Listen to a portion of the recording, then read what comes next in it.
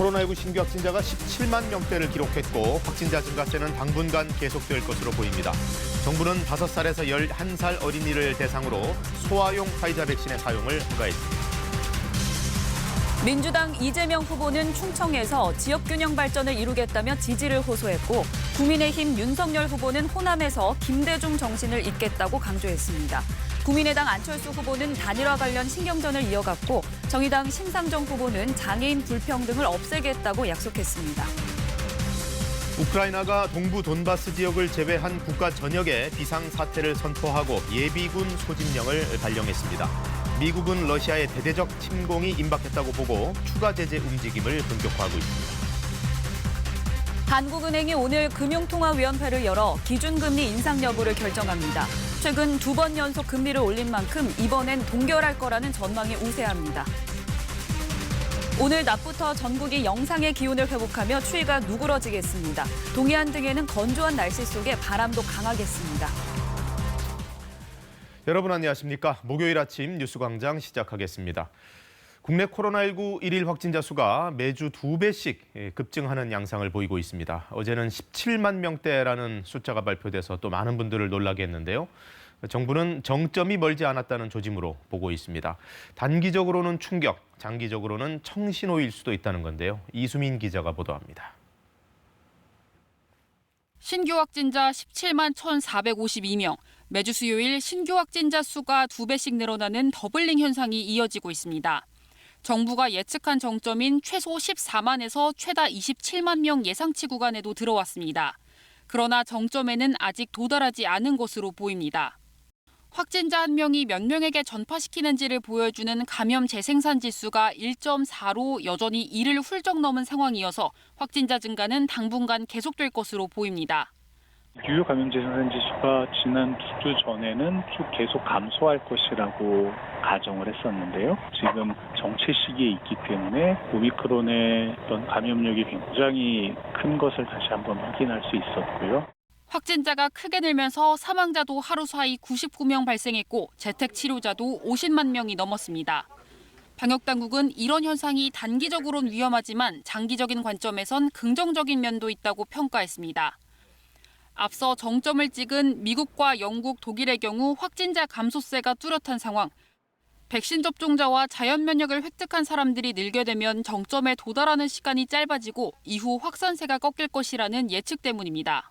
중장기적으로는 오미크론이 델타에 비해서 치명률이 상당히 낮은 상황에서 한 번의 이 유행 이후에 전체적인 이 안정기가 필요한 상황이기 때문에 일상 회복을 위한 긍정적인 요인들도 있다라고 보고 있습니다.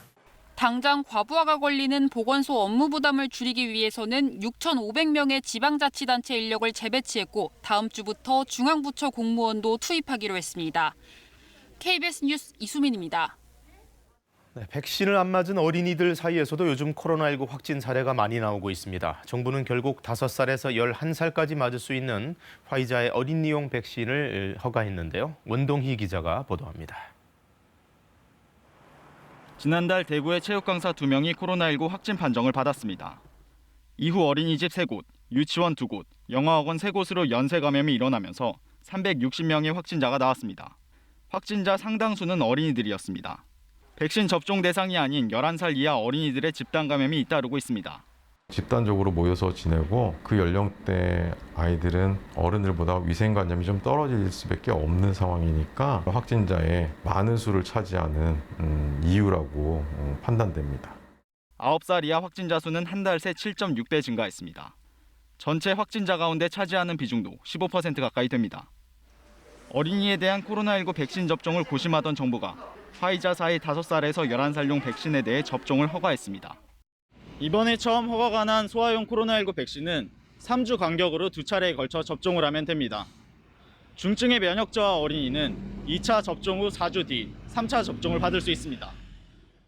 식품의약품안전처는 소아용 백신의 임상에서 사망이나 심근염, 아나필락시스 등 심각한 이상 반응은 나타나지 않았다고 밝혔습니다. 또 미국, EU 등 62개 나라에서 사용되고 있는 백신이라고 설명했습니다. 하지만 부모의 우려를 잠재울 수 있을지는 의문입니다. 저는 우선 불안해서 못 맞힐 것 같고요. 제 경우에서도 원래는 백신을 안 맞으려고 했는데 부작용들이 워낙 많아가지고. 질병관리청은 충분한 양의 소아용 백신을 확보하는 중이고 구체적인 접종 계획은 다음 달 발표하겠다고 밝혔습니다. KBS 뉴스 원동입니다. 자, 이런 상황 속에서 일선 학교들은 곧 개학을 맞습니다. 교육부는 요즘 확진자가 워낙 많이 나오니까 일단 2주 동안은 원격 수업이나 단축 수업의 재량권을 열어주겠다고 했는데요. 이렇게 되면 학교마다 등교 여부가 천차만별로 엇갈릴 수도 있습니다. 교사들도 학부모도 상당히 혼란스러운 상황이 됐는데 김혜주 기자가 취재했습니다. 초등학교의 사물함과 책상, 급식실까지 소독 작업이 한창입니다. 개학이 다가오면서 교사회의를 열어 등교 여부를 논의했지만 결론을 내리지 못했습니다. 전면 원격으로 해야 될지 또 전면 등교를 해야 될지 지금 우왕좌왕하는 학교 현장인데 계속 협의를 해도 정답 찾기가 참 어렵습니다. 교육부는 당초 재학생 신규 확진율과 학생 등교 중지율을 고려해 학교장 판단에 따라 학사 운영을 하도록 했습니다. 하지만 확진자 규모가 계속 늘자 개학 이후 2주를 새 학기 적응 주간으로 정하고 전면 원격 수업이나 단축 수업도 가능하다고 밝혔습니다. 정상 등교 입장 철회 아니냐는 해석이 나오는 가운데 일부 학교는 학부모를 상대로 설문조사를 해 등교 여부를 결정하기로 했습니다. 학부모들도 혼란스럽습니다. 지금 피해를 다 고스란히 아이들이 받고 있잖아요. 왜냐면 전면 등교를 하라고 그랬다가 뭐 일주일도 안 되고 5일 만에 갑자기 전면 등교하지 마세요. 차라리 어떻게 이제 빨리 얘기를 해주면 우리도 이제 마음의 준비를 할 텐데 그게 아니다 보니까 이제. 교육부는 3월 한 달 확진 규모와 양상이 학교와 지역별로 매우 다를 것이라며 준비한 대로 차분하게 대응해달라고 당부했습니다. 최대한 많은 대면 수업을 제공하기 위해서 현장에 어려움은 있지만 고심 끝에 결정한 불가피한 부분이었다는 점을 말씀드립니다. 한편 서울시 교육청은 신속 항원 검사가 힘든 유치원과 초등학교 학생을 대상으로 타입 기반 PCR 검사 도입을 검토하겠다고 밝혔습니다. KBS 뉴스 김혜주입니다. 1박 2일 일정으로 충청을 찾은 민주당 이재명 후보는 충청의 사위를 자처하며 지지를 호소했습니다. 또 윤석열 후보의 사드 추가 배치 공약을 비판하며 자신은 균형 발전을 이뤄 노무현 전 대통령의 꿈을 이루겠다고 말했는데요. 이 후보는 오늘 장인의 고향인 충주 산청면을 찾은 뒤 강원 원주에서 유세를 이어갑니다. 송락규 기자입니다.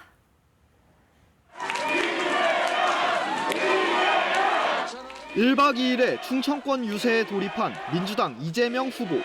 충청의 사위라고 한 이 후보는 윤석열 후보의 사드 추가 배치 공약이 충청권에 영향을 줄 수 있다는 점을 겨냥했습니다.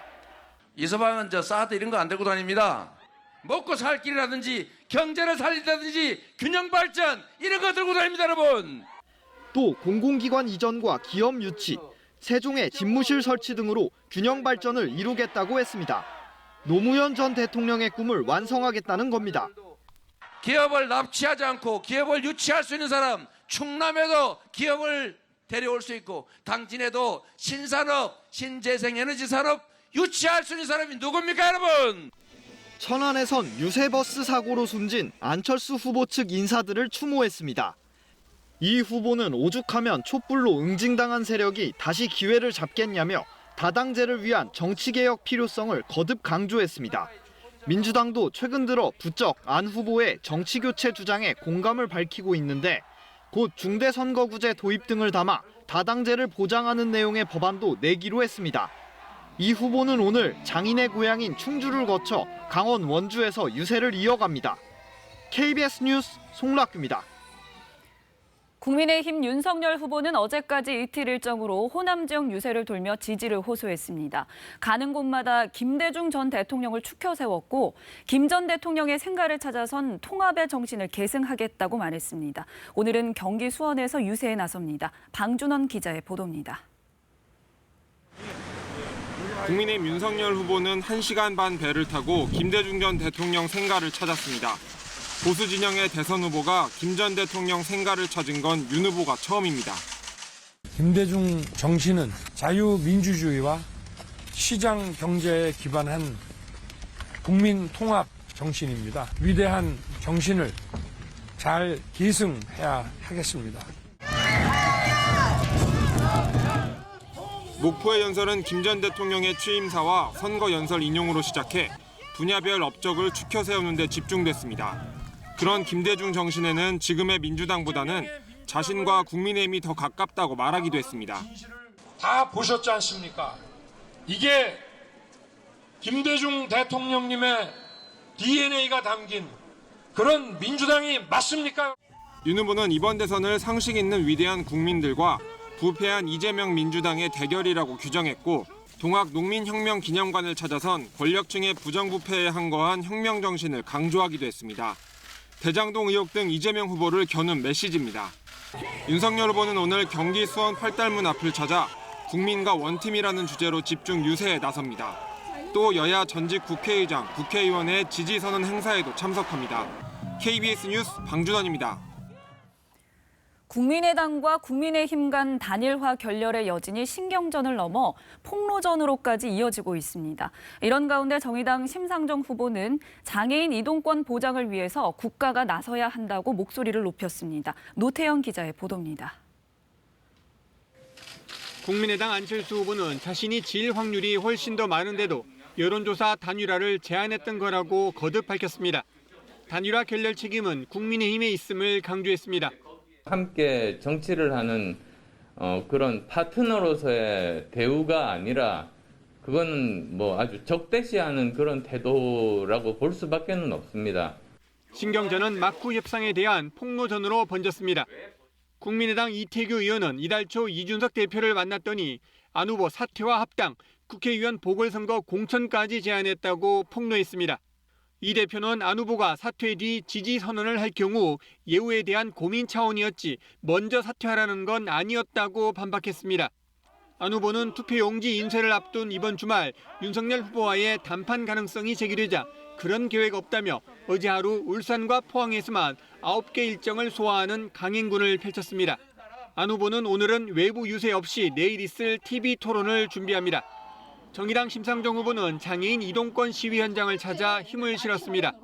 세계 시위 선진국임에도 불구하고 장애인의 이동권조차도 보장되지 않는 우리 대한민국 정치와 정부의 그 책임이 있다고 생각합니다. 심 후보는 기득권 양당 정치가 만든 승자 독식 사회를 바꾸고 모든 시민이 동등하게 대접받는 탈원전 민주주의 시대를 열 후보는 자신밖에 없다고 호소했습니다. 심 후보는 오늘 철도 노조 등과 정책 협약식을 잇따라 열고 노동 존중 사회를 천명한다는 계획입니다. KBS 뉴스 노태영입니다. 러시아와 우크라이나 간의 군사적 긴장이 고조되고 있는 가운데 우크라이나가 러시아의 움직임에 대비해서 국가 비상사태를 선포했습니다.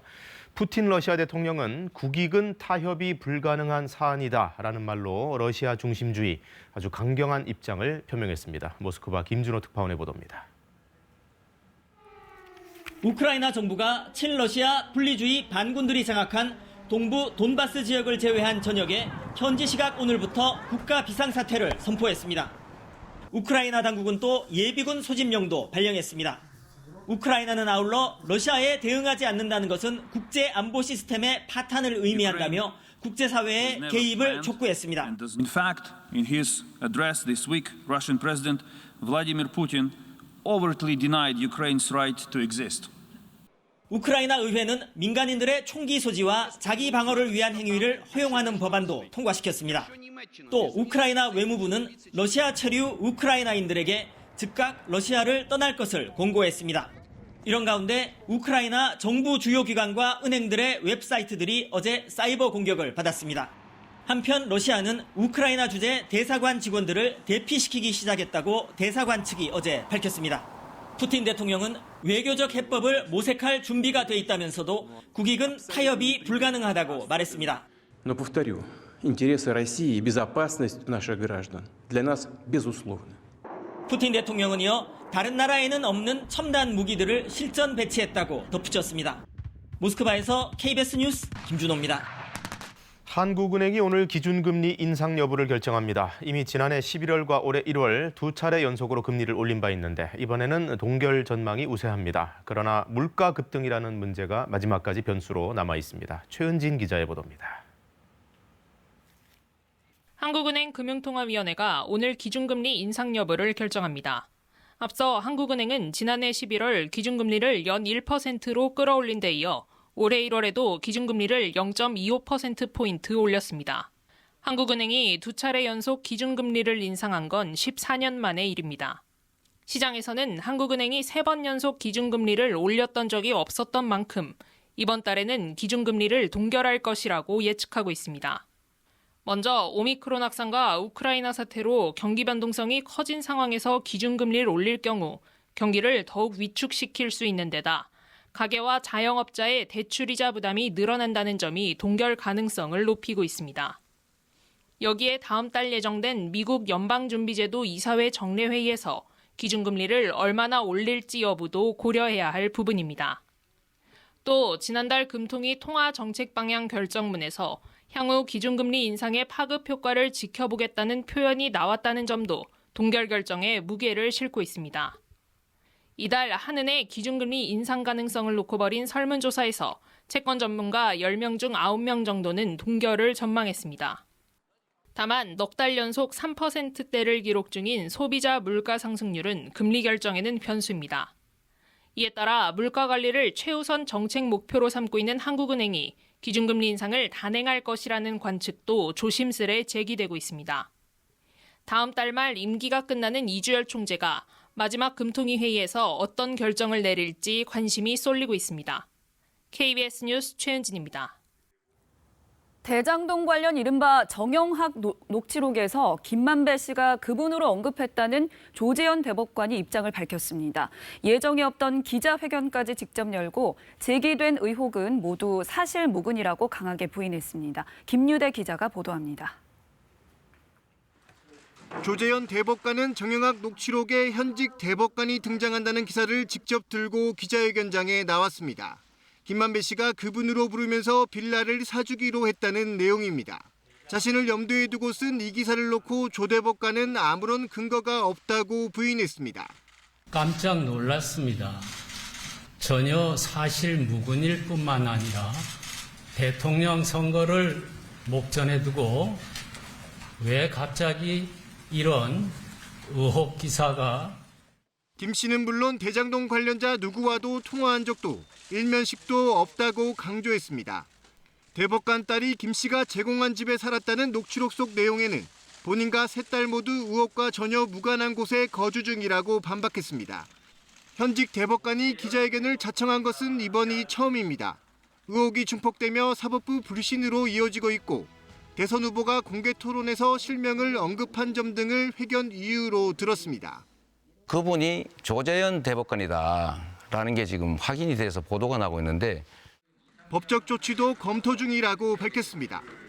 타인의 명예를 중대하게 훼손하는 행위에 대해서는 엄정하게 법의 심판을 받아야 된다는 것이 조 대법관을 언급한 녹취록 내용 사실관계는 앞서 검찰이 조사를 진행했지만 현재까지 별다른 혐의점을 찾진 못했습니다. KBS 뉴스 김유대입니다. 이재명, 윤석열 후보 측의 상대를 겨냥한 이 의혹 제기는 끊이지 않고 있습니다. 민주당은 윤 후보 부인 김건희 씨의 주가 조작 의혹에 대해서 거짓 해명을 했다며 공세에 나섰고 국민의힘은 고 김문기 성남도시개발공사 처장의 아들과 함께 기자회견을 열고 김 전 처장을 몰랐다는 이 후보 말은 거짓이라고 몰아세웠습니다. 정성호 기자입니다. 민주당은 윤석열 후보 부인 김건희 씨의 도이치모터스 주가 조작 연루 의혹을 정면으로 겨눴습니다. 주가 조작 사건 공소장에 3개의 범죄 일람표, 언론 보도 등을 근거로 보면 주가 조작 개입이 분명하다며 검찰 조사를 촉구했습니다. 김건희 씨가 작전 기간인 2010년 말부터 이듬해 초까지 수십 차례 거래를 통해 수억 원대 차익을 얻었다는 겁니다. 단언컨대 윤석열 후보는 김건희 씨의 주가 조작 때문에 낙선될 것입니다. 민주당은 윤 후보의 해명도 문제 삼았습니다. 수천만 원의 손해를 보고 돈을 전부 인출을 했다고 손해 본 것도 있고 뭐 좀 번 것도 있고 하니까 수익이 얼마나 되는지는 알 수 없습니다. 윤 후보가 거짓말로 주가 조작을 은폐하려 했다는 겁니다. 국민의힘은 허위라고 반박했습니다. 2009년부터 2017년까지 분산 매매를 해 특정 기간 수익률은 오류가 확실하고 공소장 유출은 피의 사실 공표라고 밝혔습니다. 국민의힘은 이재명 후보를 겨냥했습니다. 대장동 의혹 수사를 받던 중 지난해 12월 극단적 선택을 한 고 김문기 성남도시개발공사 처장에 대한 이 발언을 두고섭니다. 시장 재직 때는 몰랐고요. 하위 직원이었으니까 그때 당시 아마 팀장이었을 겁니다. 국민의힘 의원들과 함께 회견에 나선 고 김 전 처장 아들은 이 후보 말이 거짓이라며 고 김 전 처장의 2015년 출장 때 영상 메시지를 공개했습니다. 오늘 시장님하고 본부장님하고 골프까지 쳤다? 이에 대해 민주당 선대위는 다시 한번 깊은 애도의 뜻을 표한다고 밝혔습니다. KBS 뉴스 정성호입니다. 철거 공사 중 건물 잔해 낙하로 인한 사망 사고가 또 일어났습니다. 제주의 한 대학교 기숙사 공사 현장에서 붕괴 사고가 발생해 50대 굴착기 기사가 숨진 건데요. 고용노동부가 중대재해처벌법 적용 여부 등을 검토할 예정입니다. 보도에 임연희 기자입니다. 제주대학교 기숙사 신축 현장. 어제 오전 10시 10분쯤 기존 기숙사 건물을 굴착기로 철거하던 58살 안모 씨가 건물 잔해에 깔려 숨졌습니다. 보시는 것처럼 커다란 건물 잔해가 덮친 굴착기의 운전석이 종잇장처럼 구겨졌습니다. 119 구조대가 건물 잔해를 제거하고 안 씨를 구조했지만 머리를 크게 다쳐 이미 숨진 상태였습니다. 숨진 안 씨는 굴착기 업체 대표로 4억 원대 하도급 계약을 맺고 직접 철거 작업을 하다가 사고를 당했습니다. 첫날이었고 세강 철거가 처음 들어간 거잖아요. 제동건설에서 세강 철거로 도급을 줬기 때문에 하도급 준 거지. 경찰은 현장 안전규칙 준수 여부 등을 수사해 업체와 책임자에 대해 업무상 과실치사 혐의를 적용할지 검토할 방침입니다. 굴뚝 철거 작업 중 포크레인 운전자가 절단된 굴뚝 구조물에 매몰되어 안전수칙 위반 여부 등 관계자 상대로 사고 경위에 대해 조사 중에 있습니다. 고용노동부는 작업 중지를 명령하고 현장에 근로감독관을 보내 원청인 시공업체를 상대로 안전관리자 지정 여부 등을 수사 중입니다. 또 50인 이상 상시 근로자가 속한 사업장인지 공사 금액이 50억 원 미만인지 등을 확인해 중대재해처벌법 적용 여부를 검토할 계획입니다. KBS 뉴스 임연입니다. 어젯밤 8시 50분쯤 서울 노원구 중계동의 한 주상복합 건물에서 불이 나 주민 1명이 숨졌습니다. 불은 15층에 있는 한 세대 현관 부근에서 시작돼 약 35분 만에 꺼졌습니다. 이 불로 15층에 살던 45살 오모 씨가 거실 바닥에서 숨진 채 발견됐습니다. 소방당국은 정확한 화재 원인을 조사하기 위해서 오늘 오전 합동 감식에 나설 예정입니다. 오늘도 추위에 대비를 하셔야겠습니다. 서울의 아침 기온 영하 8.5도로 평년 기온을 밑돌면서 추운데요. 그래도 낮부터는 점차 기온이 오르겠고 내일은 추위의 기세가 한풀 꺾이겠습니다. 연일 강조드리지만 오늘도 불조심하셔야겠습니다. 중부와 전남 동부, 영남 지역을 중심으로 건조특보가 내려져 있는데요. 어제보다 건조경보가 내려진 지역도 확대됐습니다. 오늘 오후부터 동해안 지역에는 순간 최대 풍속 초속 15m가 넘는 강풍도 불어들겠습니다. 산불은 대부분 산에서 또는 산 인근에서 불을 피우다 발생하는데요. 우리의 작은 관심으로 산불을 예방해야겠습니다. 오늘 전국의 하늘 표정은 대체로 맑을 것으로 예상되는데요. 오전까지 충남 서해안과 호남 서해안, 제주에는 눈발이 날리는 곳이 있겠습니다. 현재 기온 살펴보겠습니다. 어제 아침보다 기온이 높긴 하지만 그래도 내륙 지역을 중심으로 영하 10도 안팎의 추위가 이어지고 있습니다. 철원의 기온 영하 15도까지 떨어져 있고요. 안동은 영하 11.4도 가리키고 있습니다. 낮 기온은 서울이 4도, 대전 6도, 진주 9도, 강릉 8도로 어제보다 기온이 조금 높겠습니다. 바다의 물결은 제주 먼바다에서 최고 4m까지 거세게 일겠고요. 동해상에서도 물결이 최고 3m로 높게 일겠습니다. 동해안에서는 높은 너울성 파도도 주의하셔야겠습니다. 주말에는 중부지방을 시작으로 저녁 무렵에는 전국 곳곳에 비나 눈이 내리겠습니다. 날씨 정보 전해드렸습니다. 코로나19 확진자가 워낙 급증하면서 국내 사망자 수와 위중증 환자 수도 증가 추세를 보이고 있습니다. 다만 연령대별로 또 접종 여부에 따라 치명률 차이가 커서 그다지 심각하게 받아들이지 않는 층도 꽤 있는데요. 과연 무엇이 진실인지 김수연 기자가 따져봤습니다. 코로나19로 하루에 100명 가까이 숨졌습니다. 확진자 수가 늘면서 사망자 숫자도 늘고 있는 겁니다. 하지만 비율로 따져보면 다릅니다. 지난 일주일 동안 치명률, 즉 확진자 수 대비 사망자 수 비율의 변화를 보면 계속 낮아지고 있다는 걸 알 수 있습니다. 지난해 12월부터 확산된 오미크론 변이의 치명률만 떼어놓고 보면 0.18%로 더 낮아집니다. 그러나 확진자 1,000명 가운데 2명 가까이는 목숨을 잃는다는 거니까 결코 무시할 수 없는 수치입니다. 그런데 연령별로 들여다보면 큰 차이가 나타납니다. 80대 이상은 확진자 1,000명 가운데 75명, 70대는 24명, 60대는 대여섯 명이 사망하는 것으로 나타났습니다. 50대는 1,000명 가운데 사망자가 1명 정도 되는데 이 정도면 계절 독감 치명률보다 약간 높은 수준입니다. 40살 이하는 치명률이 거의 0%에 가깝습니다. 이번에는 백신을 맞은 사람과 그렇지 않은 사람의 오미크론 변이 치명률을 비교해 보겠습니다. 질병관리청 분석 결과 백신 미접종자의 경우엔 확진자 1,000명 가운데 5명 정도가 사망하는 것으로 나타났습니다. 이에 비해 3차까지 접종한 경우엔 치명률이 계절 독감 수준으로 떨어집니다. 이번엔 고위험군인 60살 이상 치명률을 살펴보겠습니다. 백신 미접종자는 확진자 1,000명 중에 54명 정도가 사망하는 반면 3차 접종을 마친 경우에는 치명률이 10분의 1 수준으로 크게 낮아집니다. 종합해보면 오미크론 변이는 60살 미만 백신 접종 완료자에게는 독감보다 가벼운 질환이지만 고령자와 백신 미접종자에게는 결코 무시할 수 없는 치명적인 바이러스라는 겁니다. KBS 뉴스 김수연입니다. 코로나19에 감염된 임신부가 출산이 임박했는데도 30곳 넘는 병원에서 제왕절개 수술을 거부당하는 일이 있었습니다. 병원 입장에서는 기본적으로 음압수술실이 있어야 확진자를 받을 수 있는데 그게 없으니 거절을 한 겁니다. 그런데 한 병원, 음압수술실이 없는데도 환자를 오라고 해서 수술을 맡아준 곳이 있습니다. 의료진이 자신들의 감염 위험보다 산모와 아기의 생명을 더 우선시한 건데요. 한솔 기자가 취재했습니다.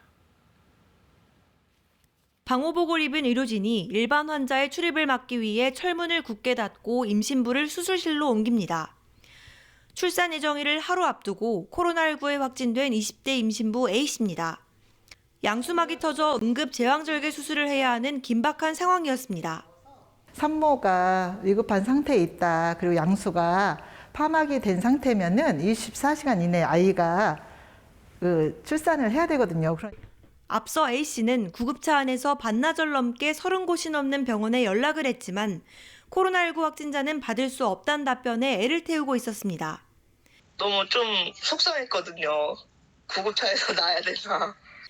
이 사실을 알게 된 충남 홍성의료원이 A씨의 수술을 맡기로 결정했습니다. 당시 의료원에는 음압수술실이 없어 의료진들은 감염 위험을 무릅써야 하는 상황. 전신을 가리는 레벨 D 방호복을 입은 10여 명의 의료진이 응급수술에 나섰습니다. 한 생명이 아니라 두 생명이 걸려있기 때문에 물론 감염될 수도 있고 확산될 수 있고 그렇지만 제일 먼저 생명이 먼저 아니겠습니까? 의료진 덕분에 A씨는 무사히 출산했고 아기도 건강하게 태어났습니다. 너무 감사드리죠. 되게 가는 길이 무서웠는데 도착해서 좀 편안했어요. 의료진의 헌신이 병원을 못 찾아 오갈 곳 없던 임신부와 새 생명을 지켜냈습니다. KBS 뉴스 한솔입니다. 네, 지난해 우리 국민들의 출산율이 역대 최저치를 기록했습니다. 가뜩이나 출산율이 계속 낮아져 오다가 코로나19 사태를 맞으면서 더 심각해진 건데요. 이세중 기자가 취재했습니다. 6개월을 미룬 끝에 지난해 말 결혼식을 올린 허수정 씨. 멈추지 않는 코로나 확산세에 2세 계획은 아직 세우지 못했습니다. 이 시기에 출산을 하는 것 자체가 조금 두려움이 있었기 때문에 아예 조금 미루는 편이 낫겠다 싶어서 2명까지 계획을 할 수 있었던 아이 계획이 1명으로 줄게 되는. 혹시 태아에게 영향을 미칠까? 임신하더라도 백신 접종부터 걱정되는 게 한두 가지가 아닙니다. 해열제를 먹으려고 해도 남들처럼 편하게 약을 먹을 수 있는 입장도 아니고 돌아다니지 말고 안 맞는 게 좋지 않겠냐라고. 비혼 인구가 늘어난 데다 코로나 여파가 계속되면서 결과는 통계로 확연히 드러났습니다. 결혼 뒤 2년 안에 태어난 출생아 수가 1년 전보다 10% 정도 줄어든 겁니다. 이런 영향으로 지난해 출생아 수는 26만 명, 또다시 역대 최저치입니다. 20년 전과 비교하면 채 절반이 되질 않습니다. OECD 국가 중 유일하게 한 명은 밑돌던 합계 출산율은 0.81명까지 떨어졌습니다. 출생아보다 사망자 수가 더 많은 인구 자연 감소는 2년 연속 이어졌습니다. 향후에 이제 출생아 수는 감소세가 유지될 거고 사망자 수는 인구 고령화로 인해서 계속해서 증가할 거기 때문에 앞으로도 인구의 자연 감소는 있을 것으로 전망하고 있습니다. 2070년엔 전체 인구의 중간이 되는 중위 연령이 62살까지 높아지는 등 고령화가 가속화될 것으로 전망됐습니다. 청년 인구는 500만 명 아래로 떨어져 2020년에 절반 수준이 될 것으로 보입니다. 정부는 출산 가정에 한 달 30만 원의 영아 수당을 지급하는 등 저출생 극복 정책을 내곤 있지만 가시적 성과는 나오지 않고 있습니다. KBS 뉴스 이세준입니다. 20대 대통령 선거 재외국민 투표가 세계 110여 개 나라에서 시작됐습니다. 오는 28일까지 엿새에 걸쳐 진행되는데요. 로스앤젤레스 이영현 특파원이 전반적인 상황을 종합했습니다. 투표는 각 나라에서 현지 시각으로 23일 오전 8시부터 시작됐습니다. 유권자들은 발열 측정과 손소독, 일회용 장갑 착용 등 방역 절차를 거친 뒤 투표를 진행했습니다. 제 한 표가 대한민국의 미래에 더 큰 힘이 됐으면 좋겠다라는 마음이 있었습니다. 왜냐하면 해외에 있으면서 국가가 모국이 잘 산다는 게 정말 중요한 일이거든요. 등록 유권자가 가장 많은 미국에서는 워싱턴, LA 등 14개 권역에 35개 투표소가 마련됐습니다. 미국의 선거권이 있는 재외 국민은 88만여 명으로 추정됩니다. 이 가운데 이번 선거에 등록한 유권자는 5만 3천여 명으로 집계됐습니다. 모두 2만 9천여 명이 등록해 미국 다음으로 유권자가 많은 중국에서도 순조롭게 투표가 시작됐습니다. 텐진 교민 30여 명은 버스로 2시간 넘게 이동해 베이징 한국 대사관에서 투표했습니다. 해외에 있지만 그래도 한국의 대통령 선거에 대해서 많은 관심이 있고 그리고 이런 현장을 아이와 같이 경험을 하고 싶어서 이렇게 왔습니다. 이번 재외 투표를 위해 모두 115개 나라에 219개 투표소가 마련됐습니다. 등록 유권자 수는 22만 6천여 명으로 2017년 19대 대선 29만 4천여 명에 비하면 23%가량 줄었습니다. 코로나의 영향이 크지만 오히려 등록 유권자가 늘어난 곳도 있습니다. 코로나 전 대비 한 30% 이상 교민들이 많이 한국으로 철수하셨음에도 불구하고 실질적인 숫자가 7, 8% 늘었다는 것은 훨씬 더 많은 교민들이 투표에 참여하시겠다는 레바논과 아랍에미리트, 오만, 남수단 등 4곳 파병 부대에서도 투표가 진행됐습니다. 전쟁 위험이 커진 우크라이나에서만 선거 사무가 중단됐습니다. 로스앤젤레스에서 KBS 뉴스 이영현입니다. 요즘 휴대전화 앱으로 택시 호출하시는 분들 많으시죠? 거리나 목적지에 따라서 호출이 안 돼 불편했던 경험 한 번쯤 있으실 겁니다. 대표적 플랫폼 택시인 카카오택시를 대상으로 서울시가 실태 조사를 해봤는데 골라 태우기 정황이 일부 포착됐습니다. 이현정 기자입니다. 플랫폼 택시의 90% 이상을 차지하는 카카오택시. 바로 호출이 될 때도 있지만 짧은 거리를 가거나 밤 9시 이후 등 특정 시간대엔 상황이 달라집니다. 홍대나 강남에서 이제 술 먹고 집에 갈 때 아무래도 카카오택시 배차 간격이 좀 늘어나거나 취소되는 경우가 종종 많아서 승객을 골라 태우는 것 아니냐는 지적에 대해 서울시가 조사에 나섰습니다. 지난해 10월부터 2달간 841번 호출을 해봤는데 먼저 평일 밤 도심에서 비도심으로 단거리 호출을 할 땐 10대 중 2대 정도만 잡혔습니다. 장거리의 경우엔 성공률이 50%가 넘었습니다. 장거리보다는 단거리, 주말보다는 평일, 아침과 저녁보다는 밤 시간대 택시 잡기가 어려웠습니다. 시간대나 목적지에 따라 손님을 골라 태운 것으로 의심된다고 서울시는 밝혔습니다. 또 일반 택시를 호출했는데 카카오 가맹 택시로 배차되는 경우가 10건 중 4건 가까이 됐습니다. 매출의 3.3%를 수수료로 받는 가맹 택시에 카카오가 콜을 몰아준다는 의혹이 있다고 서울시는 설명했습니다. 다만 서울시는 카카오 택시의 배차 방식이 확인되지 않아 콜 몰아주기에 대해서는 조사가 더 필요하다고 덧붙였습니다. 카카오에서는 알고리즘 얘기하잖아요. 알고리즘이 구현돼서 하기 때문에 우리는 골라서 지정할 수 없다 얘기하는데 알고리즘이 어떻게 구현되는지가 문제라는 거예요. 서울시의 조사 결과에 대해 카카오택시 측은 공식적인 입장을 내놓지 않았습니다. 서울시는 이번 조사 결과를 카카오택시의 콜 몰아주기에 대해 조사하고 있는 공정거래위원회에 제공할 예정입니다. KBS 뉴스 이현정입니다. 요즘 밖에서 밥 한 끼 사 먹으려면 10,000원이 훌쩍 넘습니다. 치솟는 외식 물가를 잡겠다며 정부가 매주 주요 음식 가격을 공개하기로 했습니다. 고아름 기자입니다. 한때 1,000원 김밥으로 유명했던 분식업체.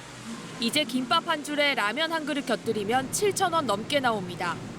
가족끼리 간단하게 뭐 치킨이나 피자 같은 거 시켜도 치킨이 한 마리에 25,000원, 막 2만 원 이러니까 다들 월급은 그대로인데 나가는 비용만 많아서. 최근 넉 달 새 프랜차이즈 62개 업체 가운데 22곳이 가격을 올린 상황.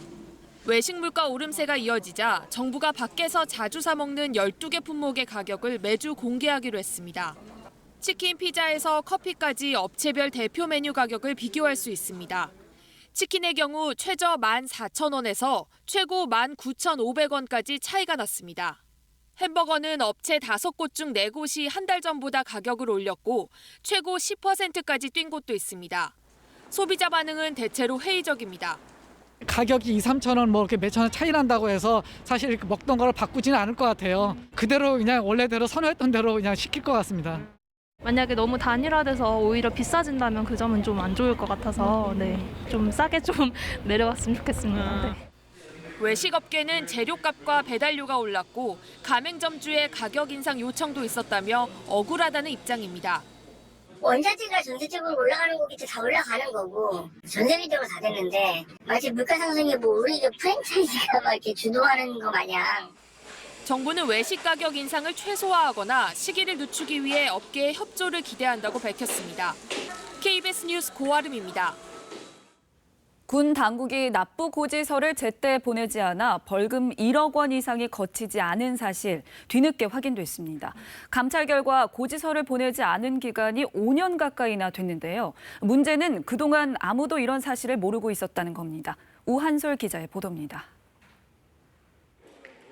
육군 교육사령부에서 검찰 서기로 일했던 A 원사의 비위가 확인된 건 1년여 전입니다. 음주운전이나 폭행 등 혐의로 벌금형을 선고받은 사람들에게 벌금 액수와 수납처 등이 적힌 납부 명령서를 보내야 하는데 이를 보내지 않은 겁니다. 군 감찰 결과 A씨는 2015년부터 5년가량 벌금 납부 명령서를 보내지 않았던 것으로 조사됐습니다. 이 가운데 2017년 말까지 3년이었던 벌금 집행 시효가 끝나 당사자 환수가 불가능해진 게 46건, 액수로는 1억 원을 넘는 것으로 밝혀졌습니다. 육군 법무실은 2020년 말 A씨에게 직무 태만과 회계질서 문란 등으로 정직 한 달의 징계를 내렸습니다.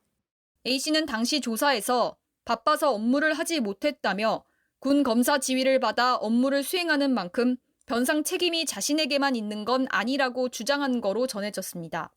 징계만 받은 A씨는 지난해 8월 전역해 민간인 신분이 됐습니다. 형사 절차를 진행 안 하고 징계만 진행한 사안이라면 정직 1호는 너무 가볍다고 봐야 될 겁니다. 충분히 직무유기가 되는 사안이기 때문에. 군은 시효가 만료되지 않은 벌금은 모두 납입받았다며 현재도 A씨에게 매달 고지서를 보내 변상을 요구하고 있다고 밝혔습니다. 하지만 실제 변상은 이뤄지지 않고 있습니다. 육군은 뒤늦게 벌금 업무 담당자에 대한 관리 감독을 강화하겠다고 밝혔습니다. 하지만 정기 감사 등을 통해서도 5년 동안이나 아무도 이런 사실을 몰랐고 결과적으로 국고 손실을 가져왔다는 지적은 피하기 어려워 보입니다. KBS 뉴스 우한솔입니다. 네, 키워드별로 알아보는 생활경제 소식들, 오늘도 중요한 살림살이 정보들을 모았습니다. 첫 번째 바로 만나보겠습니다. 300만 원, 오늘은 짝수, 이건 방역지원금 얘기입니다. 소상공인들에게 300만 원씩 주는 2차 방역지원금 신청이 시작됐죠. 어제가 첫날이었는데 100만 명 넘게 몰렸다고 합니다. 오늘은 사업자 등록번호 끝자리가 짝수인 분들이 신청할 수 있습니다. 대상은 업종과는 상관없습니다. 지난해 12월 15일 전에 개업해서 매출이 줄었다면 일단 대상에 들어갑니다. 지난해 말 1차 방역지원금을 받았더라도 대부분 또 받을 수 있다고 보시면 됩니다. 예전에 했던 대로 소상공인 방역지원금 사이트에서 신청을 하시면 되고요. 오후 6시까지 신청을 넣으면 요청한 계좌로 이 지원금이 입금된다고 합니다. 연세가 있어서 온라인 신청이 혹시 어려운 분들은 콜센터 1533-0100번을 통해서도 도움을 받을 수가 있습니다. 신청 접수 마감일은 다음 달 18일입니다. 다음 키워드 보겠습니다.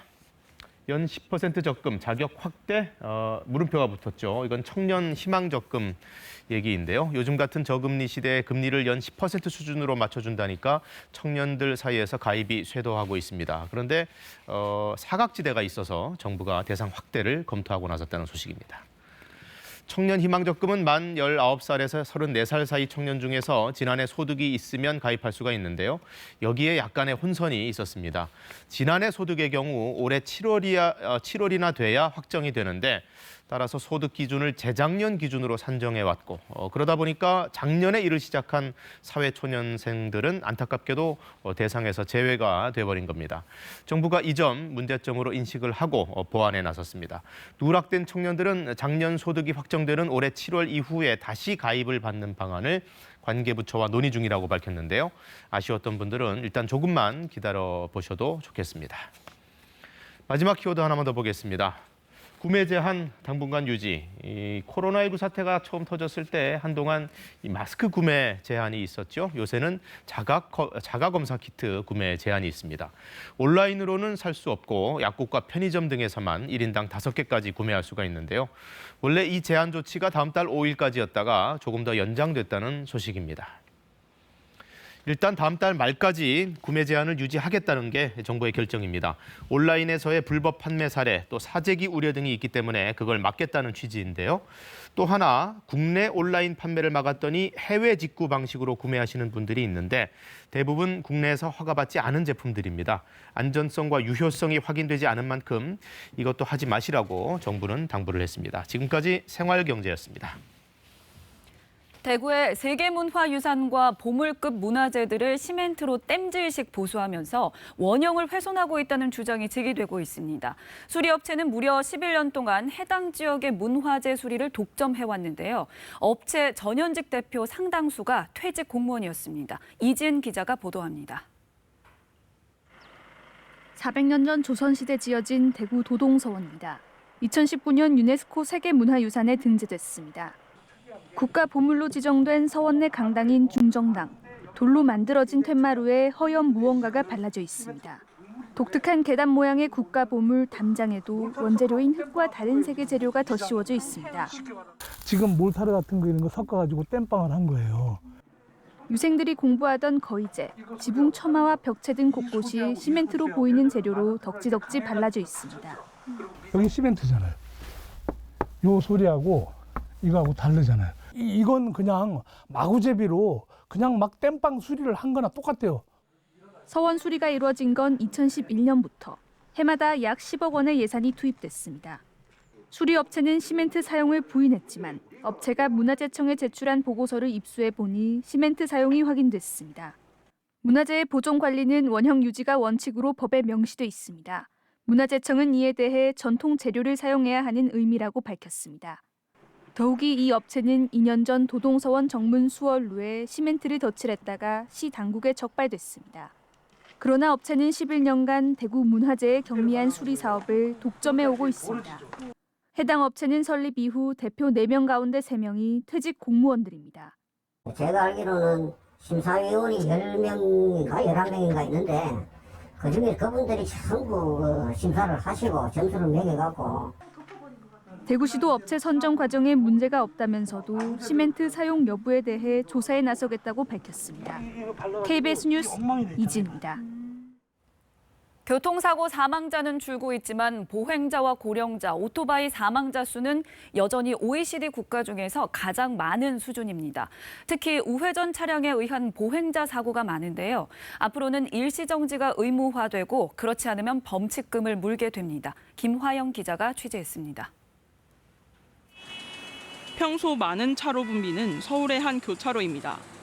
보행자가 건널목을 다 건너기도 전에 시내버스가 멈추지 않고 우회전에 통과합니다.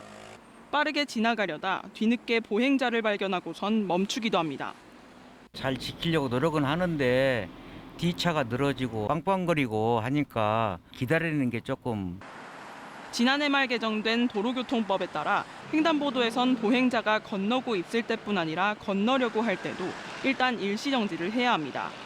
특히 우회전할 때는 전방 차량 신호가 녹색이고 횡단보도 보행 신호까지 녹색이라면 보행자가 지나갈 때까지 차가 지나가서는 안 됩니다. 보행자 통행이 모두 끝나고 나면 보행 신호가 빨간색으로 바뀌기 전이라도 지나갈 수 있습니다. 이를 위반할 경우 범칙금 6만 원에 벌점 10점이 부과됩니다. 또 내년부터는 보행자 유무와 관계없이 일단 멈췄다 출발해야 합니다. 주택가 골목길 같은 이면도로에서는 보행자가 전체 구간을 통행할 수 있도록 통행 우선권을 줘야 하고 보행자 우선도로로 지정되면 속도를 20km 이하까지 낮춰 운행해야 합니다. 얼마 전에도 그냥 도로인데 차가 그냥 훅 지나가서 다칠 뻔한 적이 있었거든요. 지난해 우리나라에서 교통사고로 사망한 보행자 수는 인구 10만 명당 1.95명으로 여전히 OECD 국가 중 가장 많은 수준. 정부는 보행자 안전을 최우선으로 두고 이를 위협하는 고위험 운전자에게 과태료 누진제를 적용하는 방안까지 검토할 것이라고 밝혔습니다. KBS 뉴스 김화영입니다. 한 남성이 택시 정류장에서 휴대전화로 여성의 신체를 불법 촬영하다가 경찰에 붙잡혔습니다. 범행 현장을 목격하고 이 남성을 제압해 경찰에 넘긴 건 주변을 지나던 평범한 시민들이었습니다. 이예린 기자가 취재했습니다. 검은색 패딩을 입은 남성이 빨간 불빛이 반짝이는 휴대전화를 든 채 여성 뒤를 서성입니다.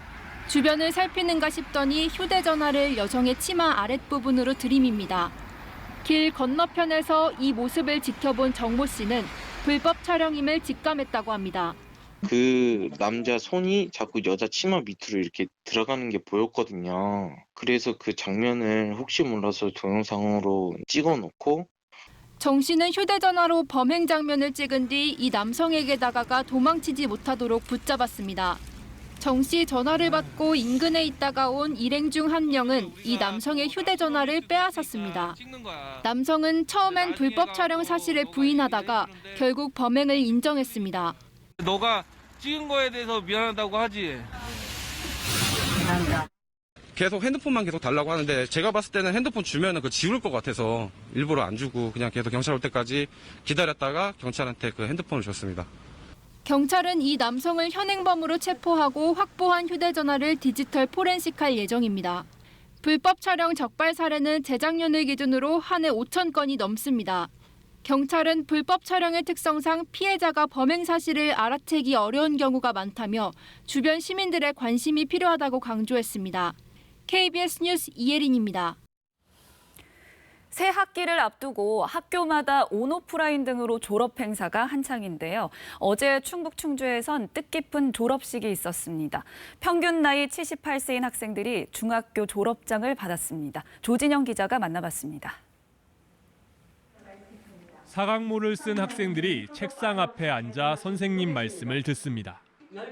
마스크로 얼굴은 가려졌지만 주름진 눈가에는 졸업의 아쉬움이 어립니다. 평균 나이 78.7세, 할머니들의 중학교 졸업식입니다. 90이 넘어 졸업 가운을 입은 학생이 선생님께 감사를 표합니다. 수학이 많이 어렵고 그랬어요. 그런데 이제 선생님들이 잘 가르쳐 주시고 잘 돌봐주셔서 잘 배웠습니다. 팔순을 앞둔 나이에 생업도 학업도 포기하지 않은 졸업생도 있습니다. 이제는 고등학교에 진학해 대학까지 가는 것이 꿈입니다. 일찍 일어나서 환자를 모셔다 병원에 드리고 다시 와서 학교에서 공부하고 다시 가서 환자를 모셔다 드리고 그렇게. 얼마 전 중학교를 마쳐 졸업 동기생이 된 손주도 감회가 새롭습니다. 가끔씩 공부를 놓고 싶을 때가 있는데 할머니 보면서 저도 할머니랑 같이 공부가 하고 싶어서 저도 끈 잡고 다시 열심히 공부하게 될 때도 많았어요. 문해교육으로 시작해 학력 인정 기관으로 지정된 충북 충주 늘푸른 학교에서는 최근 5년 동안 29명의 학생이 초등학교와 중학교 졸업장을 받았습니다. 그분들은 저희한테 배워서 행복하다고 하지만 저희는 그분들의 그러한 열심히 공부하는 모습에서 그 행복감을 느꼈거든요. 코로나19도 막지 못한 할머니들의 학구열이 나이의 장벽을 넘어 배움의 결실로 이어지고 있습니다. KBS 뉴스 조진영입니다. 겨울 스포츠를 즐기는 사람들로 북적이는 미국 유타주의 스노우보드 스키 리조트인데요. 그 순간 거대한 눈보라와 함께 검은색 비행물체가 슬로프 위로 떨어지는 모습이 포착됩니다. 현지 시간 22일 미국 유타주 방위군 소속 블랙호크 헬기 2대가 겨울 산악훈련 도중 추락하는 사고가 발생했습니다. 당시 이들은 스키장 뒤쪽 광물 분지에 착륙을 시도하던 중이었는데 갑자기 거세진 눈보라로 시야 확보가 어려워졌고 그 바람에 첫 번째 헬기에서 분리된 날개 일부가 두 번째 헬기를 강타하면서 2대 모두 스키장 슬로프 인근에 추락했다고 합니다.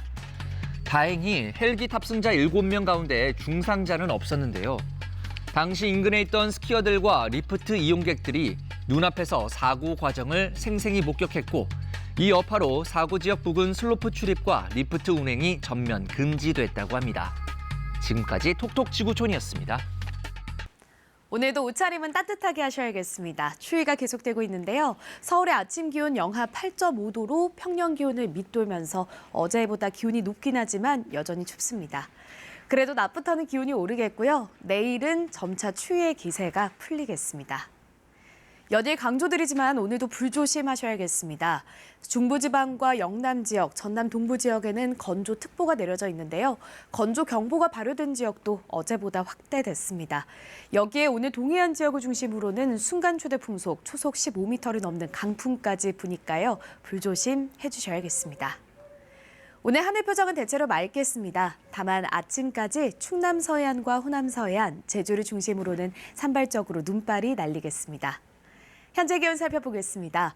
철원이 영하 15도, 춘천 영하 13.2도, 세종 영하 8.6도까지 떨어져 있고요. 부산도 영하 4.4도로 춥습니다. 낮 동안에는 기온이 오르면서 서울 4도, 강릉 8도, 부산 9도, 전주 5도로 일교차가 크게 벌어지겠습니다. 바다의 물결은 제주 먼바다에서 최고 4m까지 거세게 일겠고요. 동해안에서는 높은 너울성 파도를 주의하셔야겠습니다. 주말에는 중부지방을 시작으로 저녁에는 전국 곳곳에서 비나 눈이 내리겠습니다. 날씨 정보 전해드렸습니다. 코로나19 신규 확진자가 17만 명대를 기록했고 확진자 증가세는 당분간 계속될 것으로 보입니다. 정부는 5살에서 11살 어린이를 대상으로 소아용 화이자 백신 사용을 허가했습니다.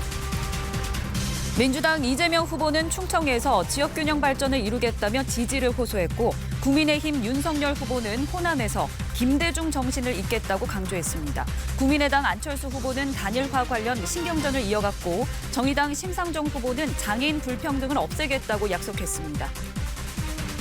우크라이나가 동부 돈바스 지역을 제외한 국가 전역에 비상사태를 선포하고 예비군 소집령을 발령했습니다. 미국은 러시아의 대대적 침공이 임박했다고 보고 추가 제재 움직임을 본격화하고 있습니다. 한국은행이 오늘 금융통화위원회를 열어 기준금리 인상 여부를 결정합니다. 최근 2번 연속 금리를 올린 만큼 이번엔 동결할 거라는 전망이 우세합니다. 요즘 코로나19 신규 확진자 발표 수치가 일주일마다 2배씩 급증하는 양상을 보이고 있습니다. 그렇게 해서 어제는 17만 명대라는 숫자까지도 보게 됐는데요. 앞서 미국이라든가 영국 등의 사례를 보면 이런 식으로 더블링 현상이 나타난 뒤 머지않아 유행이 정점을 찍고 꺾이는 그런 양상이 나타나기도 했습니다. 우리 정부도 일단은 그 가능성을 긍정적으로 보고 있는데요. 이수민 기자가 보도합니다. 신규 확진자 17만 1,452명. 매주 수요일 신규 확진자 수가 2배씩 늘어나는 더블링 현상이 이어지고 있습니다. 정부가 예측한 정점인 최소 14만에서 최다 27만 명 예상치 구간에도 들어왔습니다. 그러나 정점에는 아직 도달하지 않은 것으로 보입니다. 확진자 한 명이 몇 명에게 전파시키는지를 보여주는 감염 재생산 지수가 1.4로 여전히 2를 훌쩍 넘은 상황이어서 확진자 증가는 당분간 계속될 것으로 보입니다. 유효 감염 재생 지수가 지난 2주 전에는 쭉 계속 감소할 것이라고 가정을 했었는데요. 지금 정체 시기에 있기 때문에 오미크론의 어떤 감염력이 굉장히 큰 것을 다시 한번 확인할 수 있었고요. 확진자가 크게 늘면서 사망자도 하루 사이 99명 발생했고 재택 치료자도 50만 명이 넘었습니다. 방역당국은 이런 현상이 단기적으로는 위험하지만 장기적인 관점에선 긍정적인 면도 있다고 평가했습니다. 앞서 정점을 찍은 미국과 영국, 독일의 경우 확진자 감소세가 뚜렷한 상황. 백신 접종자와 자연 면역을 획득한 사람들이 늘게 되면 정점에 도달하는 시간이 짧아지고 이후 확산세가 꺾일 것이라는 예측 때문입니다. 중장기적으로는 오미크론이 델타에 비해서 치명률이 상당히 낮은 상황에서 한 번의 이 유행 이후에 전체적인 이 안정기가 필요한 상황이기 때문에 일상 회복을 위한 긍정적인 요인들도 있다라고 보고 있습니다. 당장 과부하가 걸리는 보건소 업무 부담을 줄이기 위해서는 6,500명의 지방자치단체 인력을 재배치했고 다음 주부터 중앙부처 공무원도 투입하기로 했습니다. KBS 뉴스 이수민입니다. 화이자에서 만든 코로나19 백신 가운데 어린이용이 따로 있습니다. 외국에서는 많이 써왔는데 국내에서는 아직 사용을 안 하다가 정부가 이번에 허용 결정을 내렸습니다. 워낙 요즘에 어린이 확진자가 많이 나오기 때문인데요. 물론 안전성 검증도 거쳤다고 정부는 설명했습니다. 보도에 원동희 기자입니다. 지난달 대구의 체육 강사 2명이 코로나19 확진 판정을 받았습니다. 이후 어린이집 3곳, 유치원 2곳, 영어학원 3곳으로 연쇄 감염이 일어나면서 360명의 확진자가 나왔습니다. 확진자 상당수는 어린이들이었습니다. 백신 접종 대상이 아닌 11살 이하 어린이들의 집단 감염이 잇따르고 있습니다.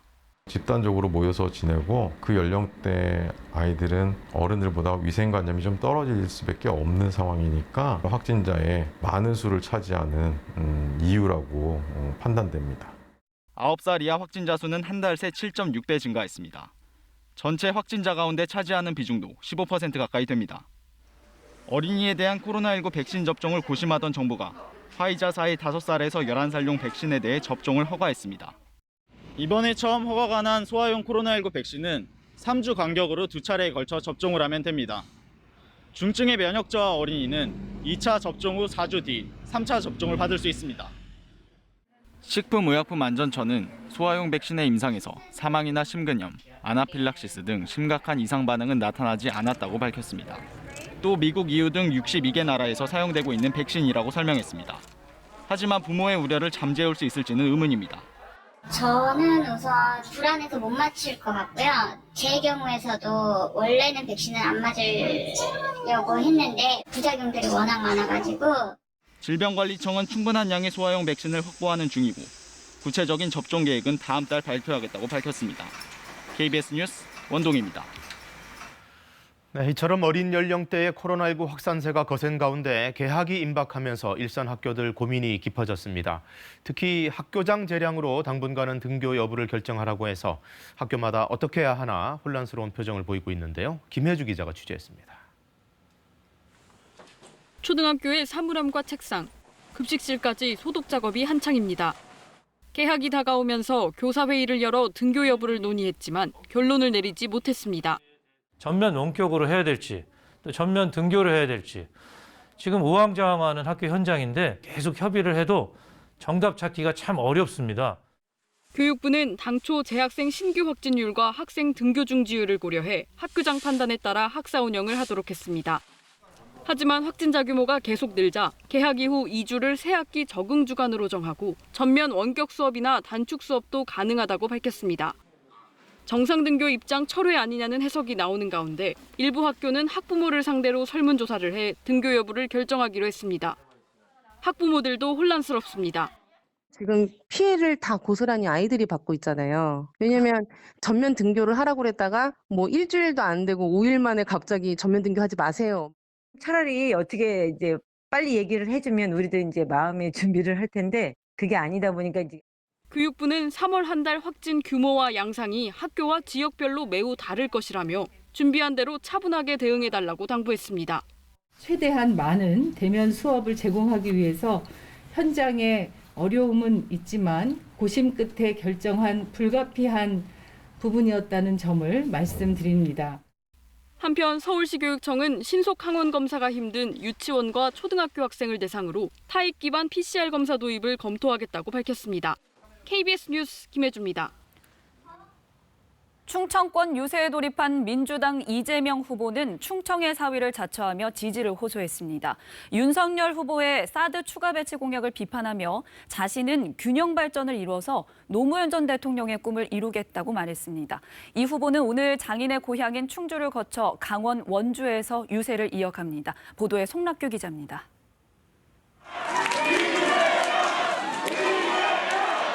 1박 2일에 충청권 유세에 돌입한 민주당 이재명 후보. 충청의 사위라고 한 이 후보는 윤석열 후보의 사드 추가 배치 공약이 충청권에 영향을 줄 수 있다는 점을 겨냥했습니다. 이서방은 사드 이런 거 안 들고 다닙니다. 먹고 살 길이라든지 경제를 살리다든지 균형 발전 이런 거 들고 다닙니다, 여러분. 또 공공기관 이전과 기업 유치, 세종의 집무실 설치 등으로 균형 발전을 이루겠다고 했습니다. 노무현 전 대통령의 꿈을 완성하겠다는 겁니다. 기업을 납치하지 않고 기업을 유치할 수 있는 사람, 충남에도 기업을 데려올 수 있고 당진에도 신산업, 신재생에너지 산업 유치할 수 있는 사람이 누굽니까, 여러분? 천안에선 유세버스 사고로 숨진 안철수 후보 측 인사들을 추모했습니다.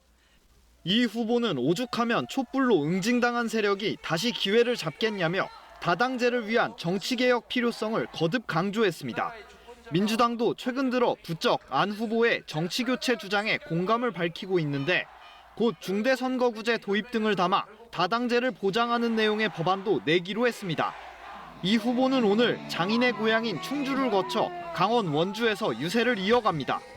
KBS 뉴스 송락규입니다. 국민의힘 윤석열 후보는 어제까지 이틀 일정으로 호남 지역 유세를 돌며 지지를 호소했습니다.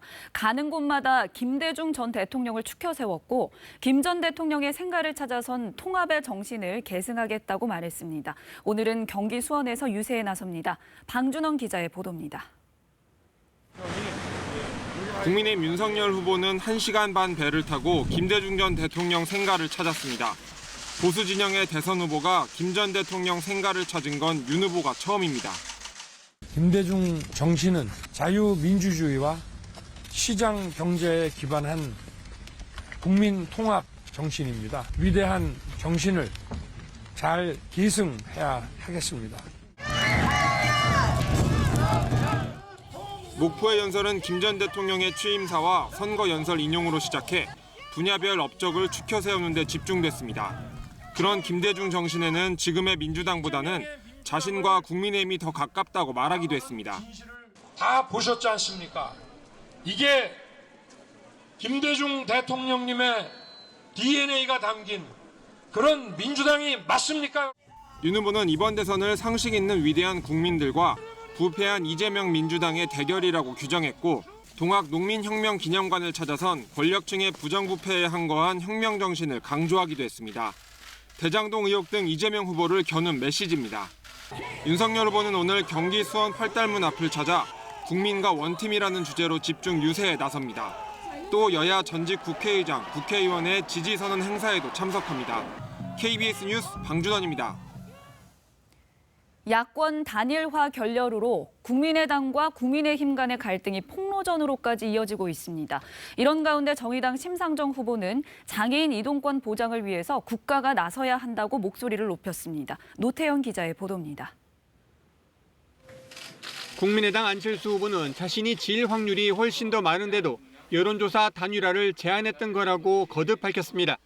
단일화 결렬 책임은 국민의힘에 있음을 강조했습니다. 함께 정치를 하는 그런 파트너로서의 대우가 아니라 그거는 뭐 아주 적대시하는 그런 태도라고 볼 수밖에는 없습니다. 신경전은 막후 협상에 대한 폭로전으로 번졌습니다. 국민의당 이태규 의원은 이달 초 이준석 대표를 만났더니 안 후보 사퇴와 합당, 국회의원 보궐선거 공천까지 제안했다고 폭로했습니다.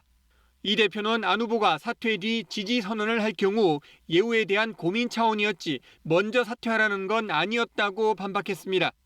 안 후보는 투표용지 인쇄를 앞둔 이번 주말 윤석열 후보와의 담판 가능성이 제기되자 그런 계획 없다며 어제 하루 울산과 포항에서만 9개 일정을 소화하는 강행군을 펼쳤습니다.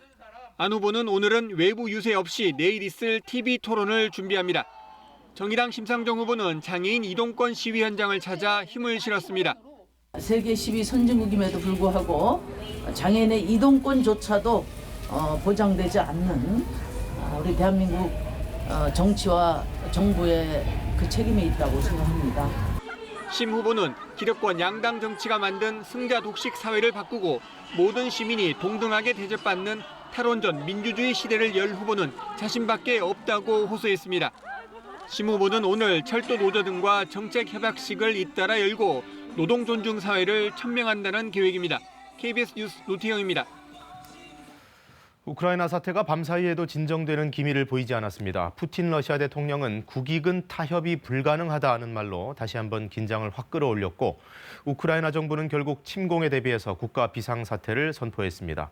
무엇보다 타협 불가라는 푸틴 대통령의 말에 방점이 찍힌 날이었습니다. 모스크바 김준호 특파원입니다. 우크라이나 정부가 친러시아 분리주의 반군들이 장악한 동부 돈바스 지역을 제외한 전역에 현지 시각 오늘부터 국가 비상사태를 선포했습니다. 우크라이나 당국은 또 예비군 소집령도 발령했습니다. 우크라이나는 아울러 러시아에 대응하지 않는다는 것은 국제 안보 시스템의 파탄을 의미한다며 국제사회의 개입을 촉구했습니다. In fact, in his address this week, Russian President Vladimir Putin overtly denied Ukraine's right to exist. 우크라이나 의회는 민간인들의 총기 소지와 자기 방어를 위한 행위를 허용하는 법안도 통과시켰습니다. 또 우크라이나 외무부는 러시아 체류 우크라이나인들에게 즉각 러시아를 떠날 것을 공고했습니다. 이런 가운데 우크라이나 정부 주요 기관과 은행들의 웹사이트들이 어제 사이버 공격을 받았습니다. 한편 러시아는 우크라이나 주재 대사관 직원들을 대피시키기 시작했다고 대사관 측이 어제 밝혔습니다. 또 분리 독립을 선언한 돈바스 지역의 두 공화국 수장들은 어제 푸틴 러시아 대통령에게 우크라이나의 공격을 격퇴하기 위한 지원을 요청했다고 타스 통신이 보도했습니다. 푸틴 대통령은 외교적 해법을 모색할 준비가 돼 있다면서도 국익은 타협이 불가능하다고 말했습니다. Но повторю, интересы России и безопасность наших граждан для нас безусловны. 푸틴 대통령은 이어 다른 나라에는 없는 첨단 무기들을 실전 배치했다고 덧붙였습니다. 모스크바에서 KBS 뉴스 김준호입니다. 대장동 관련 이른바 정영학 녹취록에서 김만배 씨가 그분으로 언급했다는 조재현 대법관이 입장을 밝혔습니다. 예정에 없던 기자회견까지 직접 열고 제기된 의혹은 모두 사실무근이라고 강하게 부인했습니다. 김유대 기자가 보도합니다. 조재현 대법관은 정영학 녹취록에 현직 대법관이 등장한다는 기사를 직접 들고 기자회견장에 나왔습니다. 김만배 씨가 그분으로 부르면서 빌라를 사주기로 했다는 내용입니다. 자신을 염두에 두고 쓴 이 기사를 놓고 조 대법관은 아무런 근거가 없다고 부인했습니다. 깜짝 놀랐습니다. 전혀 사실무근일 뿐만 아니라 대통령 선거를 목전에 두고 왜 갑자기 이런 의혹 기사가 김 씨는 물론 대장동 관련자 누구와도 통화한 적도 일면식도 없다고 강조했습니다. 대법관 딸이 김 씨가 제공한 집에 살았다는 녹취록 속 내용에는 본인과 세 딸 모두 의혹과 전혀 무관한 곳에 거주 중이라고 반박했습니다. 현직 대법관이 기자회견을 자청한 것은 이번이 처음입니다. 의혹이 증폭되며 사법부 불신으로 이어지고 있고 대선 후보가 공개 토론에서 실명을 언급한 점 등을 회견 이유로 들었습니다. 그분이 조재현 대법관이다라는 게 지금 확인이 돼서 보도가 나고 있는데 법적 조치도 검토 중이라고 밝혔습니다. 타인의 명예를 중대하게 훼손하는 행위에 대해서는 엄정하게 법의 심판을 받아야 된다는 것이 조 대법관을 언급한 녹취록 내용 사실관계는 앞서 검찰이 조사를 진행했지만 현재까지 별다른 혐의점을 찾진 못했습니다. KBS 뉴스 김유대입니다. 이재명, 윤석열 후보 측의 상대를 겨냥한 의혹 제기는 끊이지 않고 있습니다. 민주당은 윤 후보 부인 김건희 씨의 주가 조작 의혹에 대해서 거짓 해명을 했다며 공세에 나섰고, 국민의힘은 고 김문기 성남도시개발공사 처장의 아들과 함께 기자회견을 열어 김 전 처장을 몰랐다는 이 후보의 말은 거짓이라고 몰아세웠습니다. 정성호 기자입니다. 민주당은 윤석열 후보 부인 김건희 씨의 도이치모터스 주가 조작 연루 의혹을 정면으로 겨눴습니다. 주가 조작 사건 공소장에 3개의 범죄 일람표, 언론 보도 등을 근거로 보면 주가 조작 개입이 분명하다며 검찰 조사를 촉구했습니다. 김건희 씨가 작전 기간인 2010년 말부터 이듬해 초까지 수십 차례 거래를 통해 수억 원대 차익을 얻었다는 겁니다. 단언컨대 윤석열 후보는 김건희 씨의 주가 조작 때문에 낙선될 것입니다. 민주당은 윤 후보의 해명도 문제 삼았습니다. 수천만 원의 손해를 보고 돈을 전부 인출을 했다고. 손해 본 것도 있고 뭐 좀 번 것도 있고 하니까 수익이 얼마나 되는지는 알 수 없습니다. 윤 후보가 거짓말로 주가 조작을 은폐하려 했다는 겁니다. 국민의힘은 허위라고 반박했습니다. 2009년부터 2017년까지 분산 매매를 해 특정 기간 수익률은 오류가 확실하고 공소장 유출은 피의 사실 공표라고 밝혔습니다. 국민의힘은 이재명 후보를 겨냥했습니다. 대장동 의혹 수사를 받던 중 지난해 12월 극단적 선택을 한 고 김문기 성남도시개발공사 처장에 대한 이 발언을 두고섭니다. 시장 재직 때는 몰랐고요. 하위 직원이었으니까 그때 당시 아마 팀장이었을 겁니다. 국민의힘 의원들과 함께 회견에 나선 고 김 전 처장 아들은 이 후보 말이 거짓이라며 고 김 전 처장의 2015년 출장 때 영상 메시지를 공개했습니다. 오늘 시장님하고 본부장님하고 골프까지 쳤다? 이에 대해 민주당 선대위는 다시 한번 깊은 애도의 뜻을 표한다고 밝혔습니다. KBS 뉴스 정성호입니다. 어젯밤 8시 50분쯤 서울 노원구 중계동의 한 주상 복합 건물에서 불이 나 주민 1명이 숨졌습니다. 불은 15층에 있는 한 세대 현관 부근에서 시작돼 약 35분 만에 꺼졌습니다. 이 불로 15층에 살던 45살 오모 씨가 거실 바닥에서 숨진 채 발견됐습니다. 소방당국은 정확한 화재 원인을 조사하기 위해서 오늘 오전 합동 감식에 나설 예정입니다. 오늘 한국은행 금융통화위원회가 기준금리 인상 여부를 결정합니다. 지난해 11월과 올해 1월 2번 연속 금리를 올린 만큼 이번에는 동결할 것이라는 전망이 우세한데요. 물가 급등세를 감안해서 기준금리를 올릴 것이라는 관측도 있습니다. 최은진 기자입니다. 한국은행 금융통화위원회가 오늘 기준금리 인상 여부를 결정합니다. 앞서 한국은행은 지난해 11월 기준금리를 연 1%로 끌어올린 데 이어 올해 1월에도 기준금리를 0.25%포인트 올렸습니다. 한국은행이 2차례 연속 기준금리를 인상한 건 14년 만의 일입니다. 시장에서는 한국은행이 3번 연속 기준금리를 올렸던 적이 없었던 만큼 이번 달에는 기준금리를 동결할 것이라고 예측하고 있습니다. 먼저 오미크론 확산과 우크라이나 사태로 경기 변동성이 커진 상황에서 기준금리를 올릴 경우 경기를 더욱 위축시킬 수 있는 데다 가계와 자영업자의 대출이자 부담이 늘어난다는 점이 동결 가능성을 높이고 있습니다. 여기에 다음 달 예정된 미국 연방준비제도 이사회 정례회의에서 기준금리를 얼마나 올릴지 여부도 고려해야 할 부분입니다. 또 지난달 금통위 통화정책방향 결정문에서 향후 기준금리 인상의 파급 효과를 지켜보겠다는 표현이 나왔다는 점도 동결 결정에 무게를 싣고 있습니다. 이달 한은의 기준금리 인상 가능성을 놓고 벌인 설문조사에서 채권 전문가 10명 중 9명 정도는 동결을 전망했습니다. 다만 넉 달 연속 3%대를 기록 중인 소비자 물가 상승률은 금리 결정에는 변수입니다. 이에 따라 물가 관리를 최우선 정책 목표로 삼고 있는 한국은행이 기준금리 인상을 단행할 것이라는 관측도 조심스레 제기되고 있습니다. 다음 달 말 임기가 끝나는 이주열 총재가 마지막 금통위 회의에서 어떤 결정을 내릴지 관심이 쏠리고 있습니다. KBS 뉴스 최은진입니다. 오늘도 날이 춥습니다. 서울의 아침 기온 영하 8.5도로 평년 기온을 밑돌고 있는데요.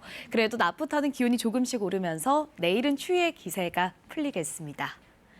계속해서 불조심 강조드리고 있는데요. 건조특보가 발효 중입니다. 중부와 영남 지역, 전남 동부 지역에 건조특보가 내려져 있는데 어제보다 건조경보가 내려진 지역이 더 확대됐습니다.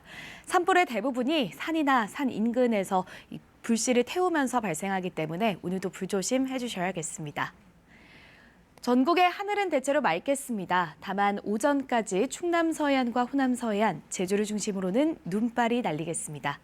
현재 기온은 철원이 영하 15도까지 떨어져 있고요. 춘천도 영하 14.1도, 부산도 영하 4.5도 가리키고 있습니다. 한낮 기온은 서울이 4도, 대전과 광주가 6도, 제주와 대구가 7도, 강릉 8도로 어제보다 기온이 조금 높겠습니다. 바다의 물결은 제주 먼바다에서 최고 4m까지 거세게 일겠고요. 동해안에서는 방파제나 해안도로를 넘는 너울성 파도를 주의하셔야겠습니다. 주말에는 중부지방을 시작으로 저녁에는 전국 곳곳에 비나 눈이 내리겠습니다. 날씨 정보 전해드렸습니다. 네, 가임 여성 1명당 몇 명의 아이를 낳는지를 보는 것이 합계 출산율이라는 통계입니다. 작년 한 해 우리나라에서는 이게 0.8명대를 기록한 것으로 이번에 집계가 나왔습니다. 역대 최저치인데요. 기본적으로 한 명이 한 명을 낳아야 현상 유지라도 되는 건데 그 밑으로 낳는다는 건 인구의 감소를 의미합니다. 출산 기피 현상, 원래도 심했지만 코로나19 때문에 더 심해지고 있죠. 이세준 기자가 보도합니다. 6개월을 미룬 끝에 지난해 말 결혼식을 올린 허수정 씨. 멈추지 않는 코로나 확산세에 2세 계획은 아직 세우지 못했습니다.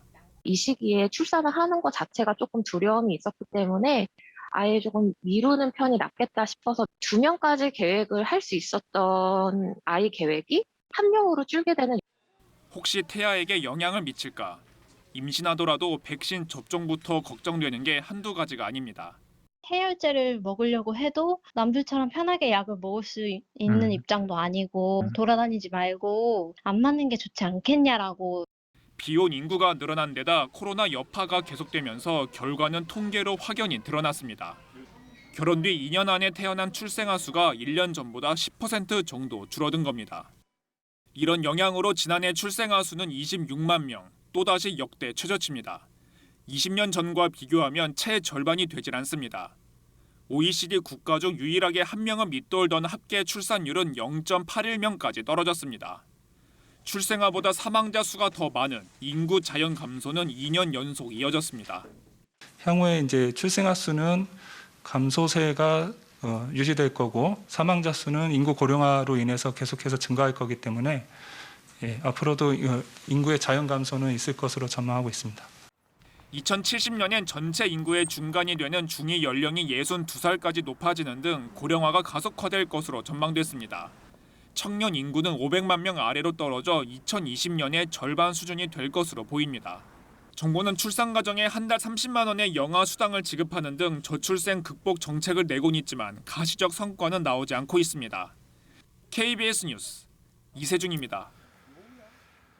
출산이 임박한 임신부가 제왕절개를 해야 하는데 코로나19 감염자라는 이유로 병원들이 받아주지를 않아서 발을 동동 구르는 일이 있었습니다. 그런데 한 병원이 나섰죠. 음압수술실이 없는데도 일단 오시라, 우리가 수술을 맡겠다라고 해서 산모와 아기 두 생명을 지킬 수 있었습니다. 자칫하면 의료진도 감염될 수 있고 병원 입장에서는 상당히 성가신 일이 발생할 수도 있는데 그걸 무릅쓰고 의료 정신을 발휘한 겁니다. 홍성 의료원이죠. 한솔 기자가 취재를 다녀왔습니다. 방호복을 입은 의료진이 일반 환자의 출입을 막기 위해 철문을 굳게 닫고 임신부를 수술실로 옮깁니다. 출산 예정일을 하루 앞두고 코로나19에 확진된 20대 임신부 A씨입니다.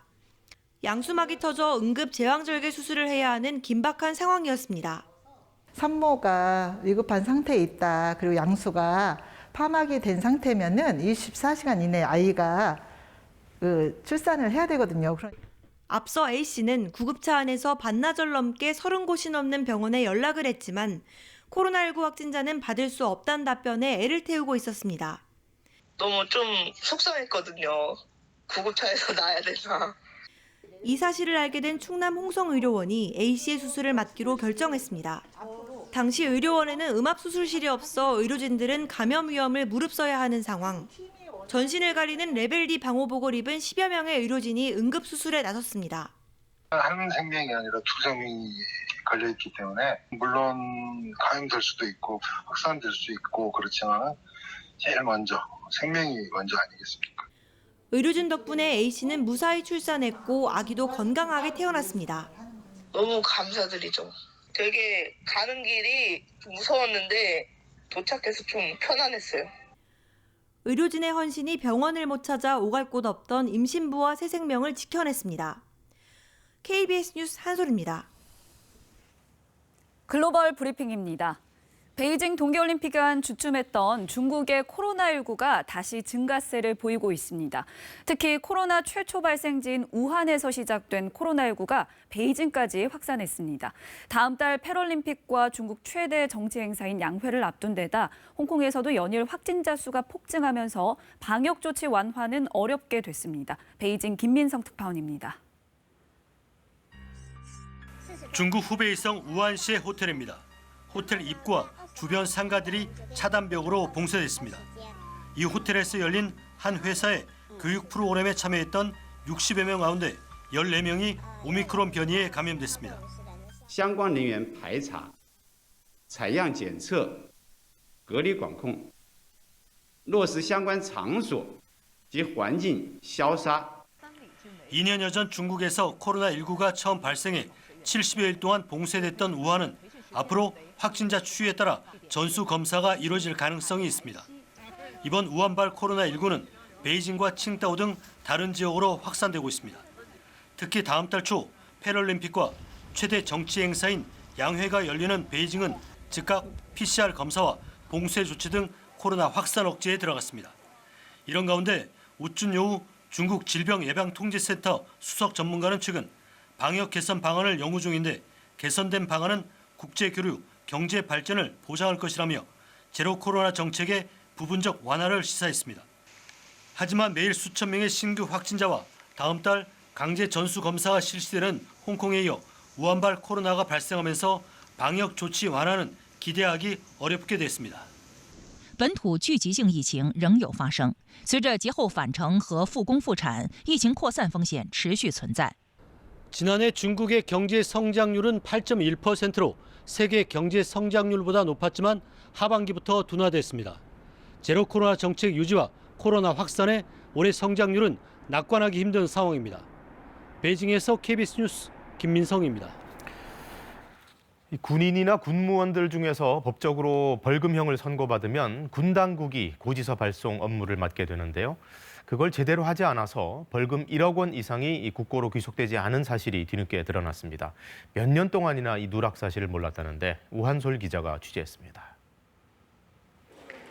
육군 교육사령부에서 검찰 서기로 일했던 A 원사의 비위가 확인된 건 1년여 전입니다. 음주운전이나 폭행 등 혐의로 벌금형을 선고받은 사람들에게 벌금 액수와 수납처 등이 적힌 납부 명령서를 보내야 하는데 이를 보내지 않은 겁니다. 군 감찰 결과 A씨는 2015년부터 5년가량 벌금 납부 명령서를 보내지 않았던 것으로 조사됐습니다.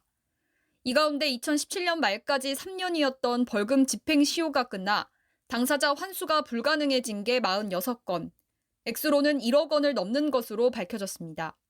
육군 법무실은 2020년 말 A씨에게 직무 태만과 회계질서 문란 등으로 정직 한 달의 징계를 내렸습니다.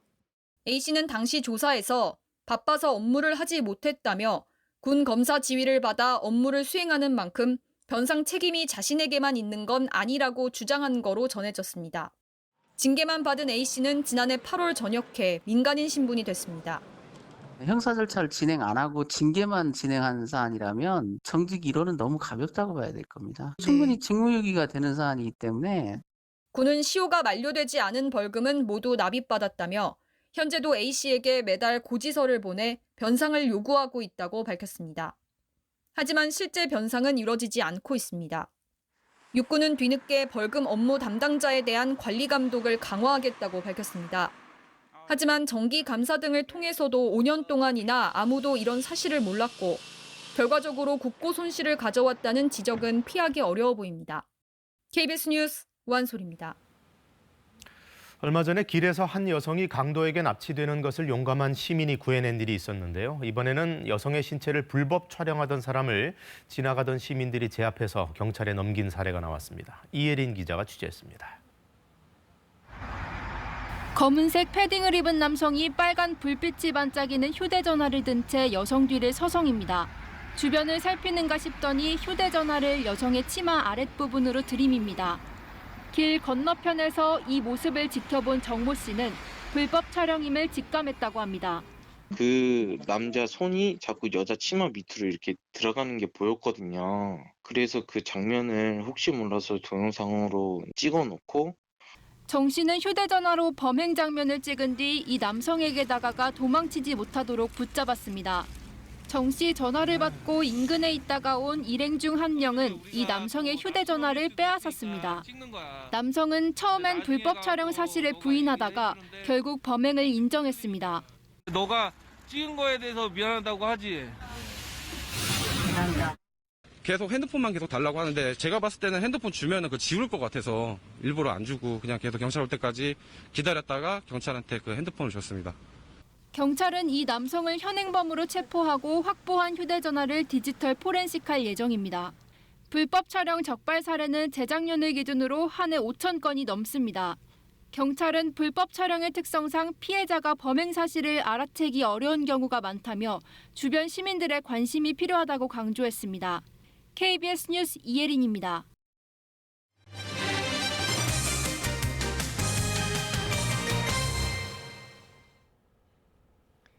요즘 휴대전화 앱으로 택시 호출하시는 분들 많은데요. 그런데 거리나 목적지에 따라서 호출이 잘 안 돼 불편했던 경험 다들 있으실 겁니다. 대표적 플랫폼인 카카오 택시를 대상으로 서울시가 실태 조사를 해봤는데 골라 태우기 정황이 일부 포착됐습니다. 보도에 이현정 기자입니다. 플랫폼 택시의 90% 이상을 차지하는 카카오 택시.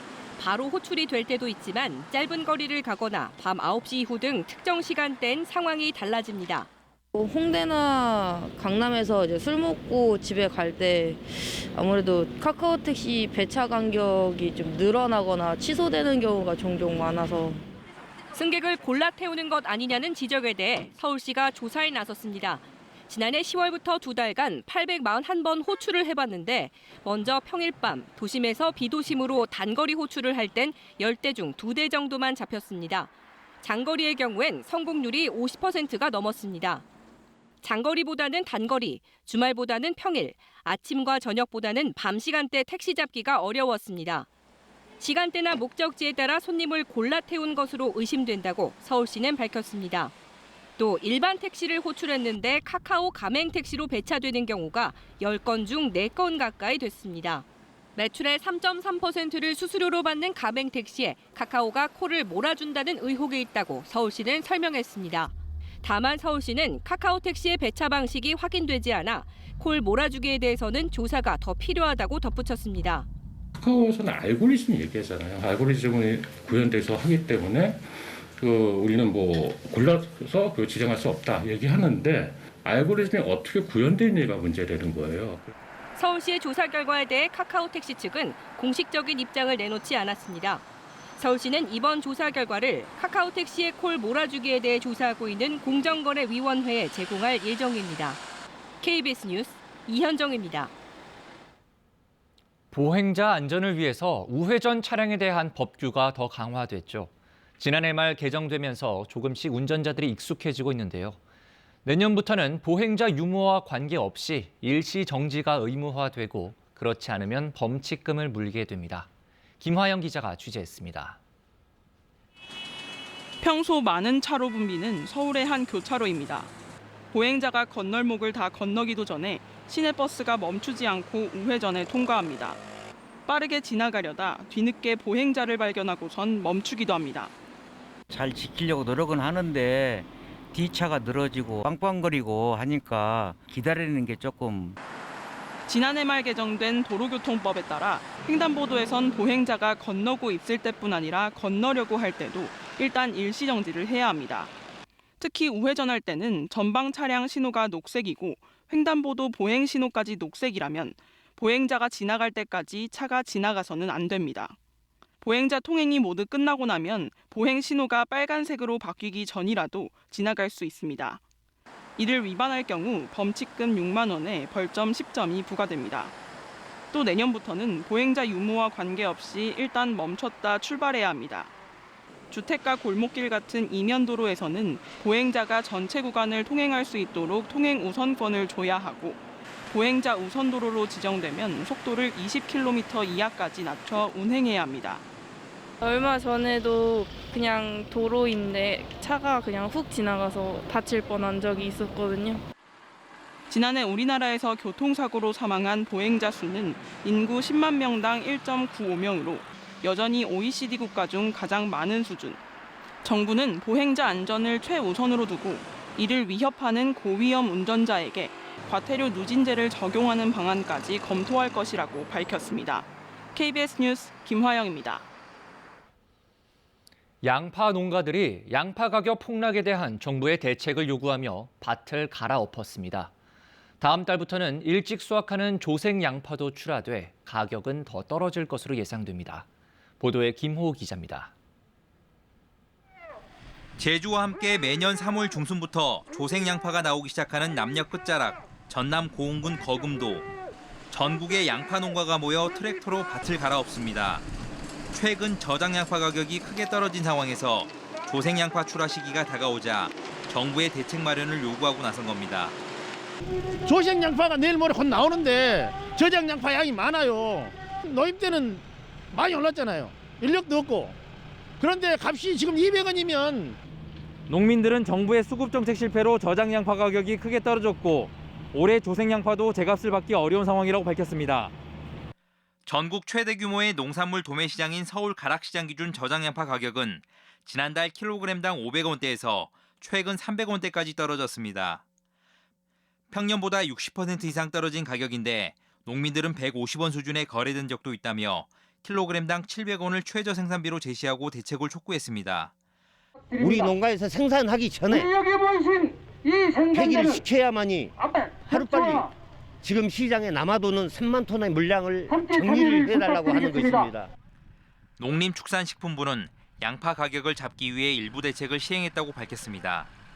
9,500톤을 시장 격리했고 그리고 제주 국조생 종료가 채소가격 안정제로 출하 정지 44헥타 실시했고 양파 농민들은 정부의 대책이 충분하지 않다며 농림축산식품부 앞에서의 추가 집회도 예고했습니다. KBS 뉴스 김호입니다. 가상을 의미하는 메타와 세상을 뜻하는 유니버스의 합성어죠. 메타버스. 머지않아 우리의 일상이 될 메타버스 시장을 선점하기 위해 국내외 업체들이 각축전을 벌이고 있습니다. 김영민 기자가 취재했습니다. 차에 타자 메타버스 비서가 인사를 합니다. Hi, I'm Rhea. Welcome to another home. 음료를 주문하자 What kind of drink do you have? There are wine and soda. Wine please. Okay. 차 한쪽에서 와인이 나옵니다. 국내 업체가 개발한 자동차 속 메타버스 서비스는 몇 년 내 상용화를 목표로 하고 있습니다. 실제 공연장이 아니지만 신나고 박진감 넘치는 메타버스 공연을 즐길 수 있습니다. 영화 감상, 가상 모델이 등장하는 쇼핑, 3D 모델하우스 체험도 메타버스에서 이뤄집니다. 한 업체는 4년 동안 200억 원 이상을 메타버스 개발에 투자했습니다. 기기가 이 안경처럼 더 간편해진다고 하면 더 많은 산업 영역으로 확장될 걸로 기대하고 있습니다. 실제 연수원과 똑같은 가상 공간에서 직원을 교육하는 메타버스 교육은 일부 기업에서 시행 중입니다. 1,500억 달러, 우리 돈 180조 원 규모인 메타버스 시장은 8년 뒤 10배 이상 커질 것이란 전망도 나옵니다. 글로벌 IT 기업인 페이스북은 회사 이름을 아예 메타로 바꿨고 애플, 마이크로소프트 등은 콘텐츠 제작과 개발에 뛰어드는 등 이미 전 세계 각축전은 시작됐습니다. 우리 세대들이 지금 메타버스의 주 핵심 층이거든요. 새로운 문화 만들고 생태계를 좀 확장해 가면서 이 메타버스에 대한 그 중요성이 좀 더 부각되면서 전 세계 여러 기업들이 중요시 보고 하지만 현실과의 격차에 대한 일반인들의 부적응 가능성, 익명성을 이용한 범죄 가능성 등 부작용에 대한 준비도 함께 이뤄져야 한다는 지적도 나옵니다. KBS 뉴스 김영민입니다. 이어서 출근길 교통 상황 알아보겠습니다. 서울경찰청입니다. 안녕하십니까. 목요일 아침 교통정보입니다. 겨울철에는 졸음운전이 많이 발생하는데요. 히터를 장시간 켜실 때에는 30분 단위로 창문을 열어 환기해 주시길 바랍니다. 어젯밤 서대문 영천시장 앞 하수도 파열 사고가 있었습니다. 오늘 밤 보수공사 완료 시까지 주의운전 당부드립니다. 올림픽대로 강서쪽으로 평소보다 순조로운 출근길 되고 있지만 잠실 종합운동장 진출부와 한남대교에서 반포대교 구간 부분적으로 서행되겠습니다. 동작대로 사당에서 이수역 방향 시속 약 20km 내외로 떨어지며 더디게 통과하겠고 논현로 역삼역에서 압구정 방향은 아직까지 큰 불편 없이 지나실 수 있겠습니다. 보시는 화면 녹사평 근처인데요. 남산 2호 터널 방향도 소통 원활합니다. 동일로는 군자교 교차로에서 영동대교 북단까지 밀리고 있습니다. 이어서 교통 혼잡 예상 정보입니다. 오전 11시부터 낮 1시 30분까지 국회 주변에서 집회가 예정되어 부근 혼잡이 예상됩니다. 안전한 출근길 되시기 바랍니다. 교통정보였습니다.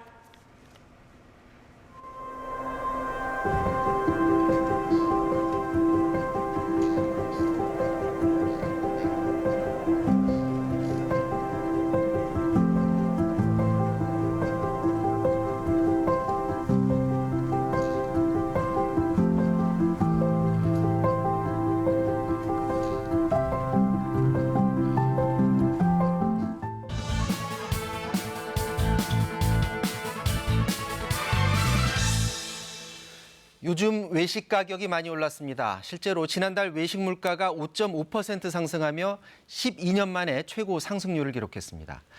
외식 물가가 오른 건 음식을 만들 때 필요한 에너지 가격과 농축수산물 가격이 올랐기 때문입니다. 당장 농축수산물 수입 가격 지수는 12월에 7.9% 올랐고 지난달 국내 농축산물 가격도 많게는 11.5%까지 올랐습니다.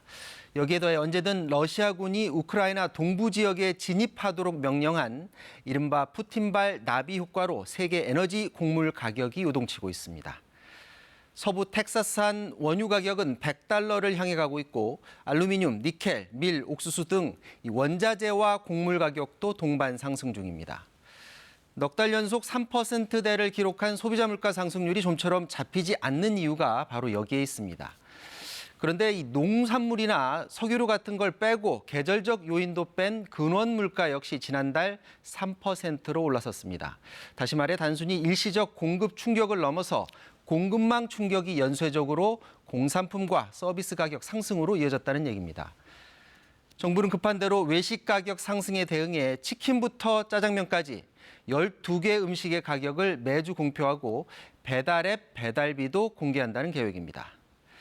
외식업체 등을 압박해 가격 인상을 자제시키겠다는 건데 이미 코로나19 영업시간 제한으로 타격을 입은 자영업자들에게 이런 미봉책이 통할지 의문입니다. 개별 서비스 업체를 감시하는 것보단 근본적 처방에 힘써야 합니다. 기획재정부는 범부처 우크라이나 비상대응 TF를 매일 개최해 에너지 공급망 등 모든 분야를 실시간 점검하고 가능한 대응 조치를 즉시 시행하겠다고 밝혔습니다. 정부는 발빠른 대응을 강조하지만 이번 물가 상승은 외부 요인이 커서 고물가는 당분간 지속될 전망입니다. 고물가 장기화에 대비해 정부는 에너지 곡물 수입 경로 다변화와 비축 물량 확대 등에 더 힘을 쏟아야겠습니다. 뉴스 해설이었습니다.